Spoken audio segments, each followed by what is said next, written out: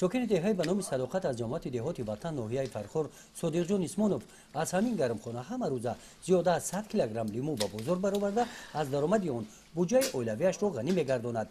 مساحت گرمخانه 2 سوتق زمین را تشکیل داده از 44 نهال موجود بوده در موسم سال گذشته 1 تن و 600 کیلوگرم لیمو جمع آورده است. امسال نظر به سال گذشته حاصل بسیارتر است میگوید صادق جان اسمانوف. این نهال هایی که شما دیده ایستادین زیاده از 20 ساله عمر دارند و اینا از رحمتی پدرم راستی گپ شینانده بودن. یک سال سوم و چهارم نهال میوه‌اش فروخته بودن و با ما یا میراث یا اینکه درس زندگی عبرت و درس مهنت به زندگی با ما بگذاشتن و ما این را هم فایدهشون را دیده هم را تکرار کرده ایستادیم. گرمخانه 20 سال پیش ساخته شده است. فایده و اهمیت آن را صادق جان به نوبت گرفته در پهلوی آن در مساحت 2 سوتق زمینی دیگر این گرمخانه نو را ساخته است. نیالهای لیمو در این گرمخانه در حال افزایش قرار دارند. تجربه صادق جان را در سمت لیمو پروری همسایه‌ها آموخته از آن استفاده می‌نمایند. عبدالکریم حلیموف با مصلحت صادق جان در مساحت 4 سوتق زمین نزد اولگیش این گرمخانه را ساخته است.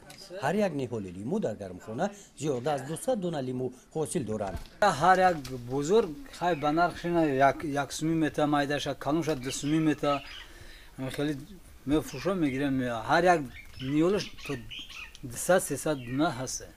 در این جماعت دهات سالهای آخر ساکنان به ساحه لیمو پروری توجه کلان ظاهر نمودند.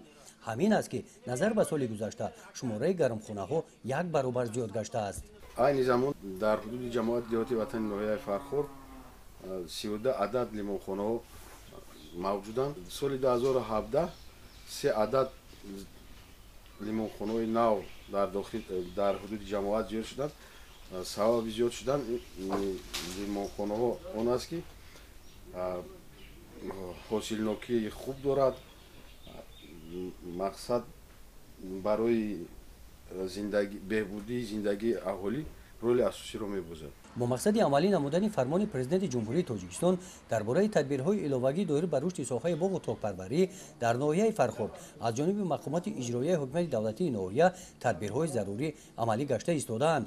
یکی از این تدبیرها با اشتراک متخصصان ساحه تشکیل نمودن سمینارهای آموزشی در سمت تشکیل گرمخانه‌ها و لیمو پروری میباشد.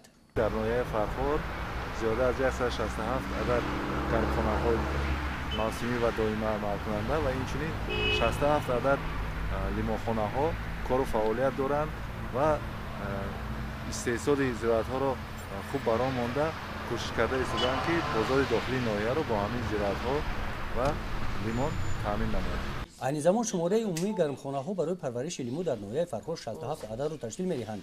جلب ساکنان باشد برای تأسیس گرمخانه‌های نو سال تا سال افزایش دارد.